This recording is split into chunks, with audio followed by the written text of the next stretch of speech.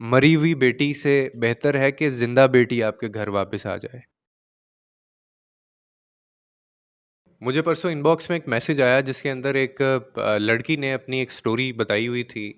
اس کی شادی کر دی جاتی ہے زبردستی جہاں پہ وہ نہیں چاہتی تھی، اور ایک خاص عرصہ گزارنے کے بعد اس شخص کے ساتھ وہ لڑکی گھر واپس آتی ہے، اور جب واپس آتی ہے تو اس کے منہ پہ نشان ہوتے ہیں اور اس کے جسم پہ بھی نشان ہوتے ہیں، اور یہ مار کے نشان ہوتے ہیں جو کہ صاف نظر آ رہے ہوتے ہیں۔ اب گھر والے یہ کہہ کے اس کو زبردستی بھیجتے ہیں واپس کہ تمہاری وہاں سے لاش آنی چاہیے، تم مار کیوں کھا کے آئی ہو؟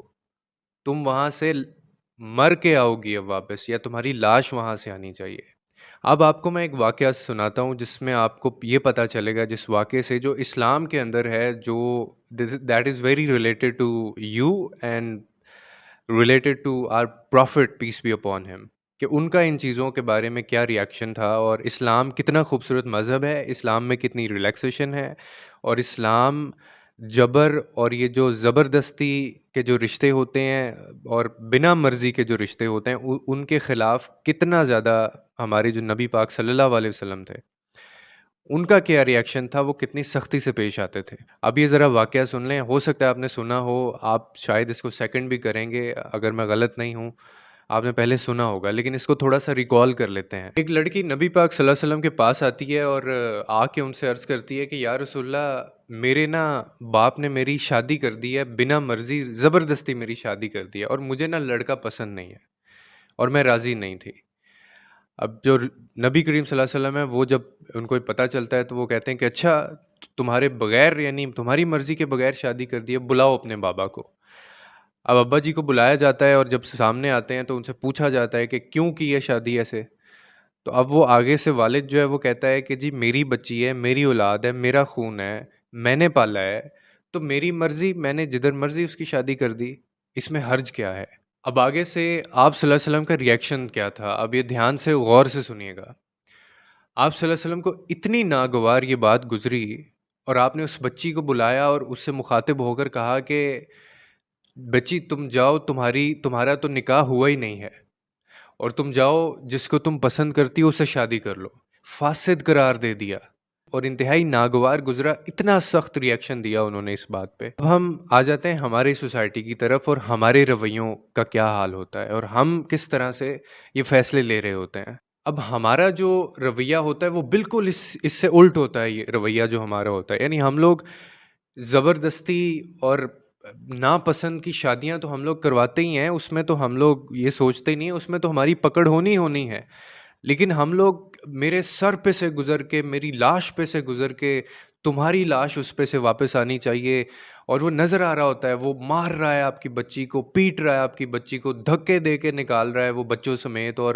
نشان منہ پہ نظر آ رہے ہیں اس کی مار کے، لیکن ہم لوگوں کو اس کی لاش چاہیے، کہ لاش واپس آنی چاہیے۔ اتنا زیادہ ہم لوگ اس چیز میں آگے چلے گئے ہیں، اور اس میں ہماری پکڑ ہو جائے گی، میں آپ کو بتا رہا ہوں۔ اور ایک اور بات میں آپ کو بتاؤں کہ یہ جو شادیاں ہم کرواتے ہیں نا، یہ اپنے بچوں کی، یہ شادیاں ہوتی ہی نہیں ہیں، یہ ظلم کرتے ہیں ہم ان کے اوپر۔ یہ تو بھیڑ بکریوں کے اوپر اس طرح سے کیا جاتا ہے کہ ان کو ایک جگہ سے آپ اس کا، وہ پنجابی میں کہتے ہوتے تھے قلعہ، اس کے ساتھ اس کو باندھتے تھے، وہ جانور، اس کو ایک ایک کے ساتھ باندھا اور اس کو بنا پوچھے کھینچ کے دوسرے کے ساتھ باندھ دیا ہے، اس میں اس کی مرضی شامل نہیں ہوتی تھی۔ وہی انسانوں سے نہیں، جانوروں سے یہ رویہ اختیار کرتے ہیں، اور پھر اس کے اوپر اتنی بڑی کلیئرٹی ہے کہ ہمارے پروفٹ پیس بی اپون ہم جو ہیں، نبی پاک صلی اللہ علیہ وسلم، ان کی کتنی بڑی کلیئرٹی، ان کا کتنا سامنے سامنے ہمارے ہر چیز، کہ انہوں نے کیا ریئیکشن دیا، اس سے کیا ثابت ہوتا ہے۔ تو اس لیے ہمیں اس چیز کے اوپر تھوڑا سوچنا ہے، وہ ہمارے ہی بچے ہیں، آپ نے ہی کہا ہے نا، آپ کا خون ہے، آپ کی اولاد ہے، آپ نے پالا ہے، تو آپ کو تکلیف نہیں ہوگی، اس کو مار پڑے گی، آپ کو تکلیف نہیں ہوگی جب وہ اس کے ساتھ برے طریقے سے کوئی پیش آ رہا ہوگا، آپ کو تکلیف نہیں ہوگی، آپ کا خون نہیں کھولے گا جب اس کے ساتھ کوئی بدتمیزی کرے گا، اس کو دھتکارے گا، اس کی تذلیل کرے گا، بدتمیزی سے بات کرے گا، گالی دے گا، تھپڑ مارے گا، آپ کو تکلیف نہیں ہوتی؟ کیا وہ آپ کے بچے نہیں ہیں؟ تو خدا را میں ہاتھ جوڑ کے ان پیرنٹس کو میں کہتا ہوں،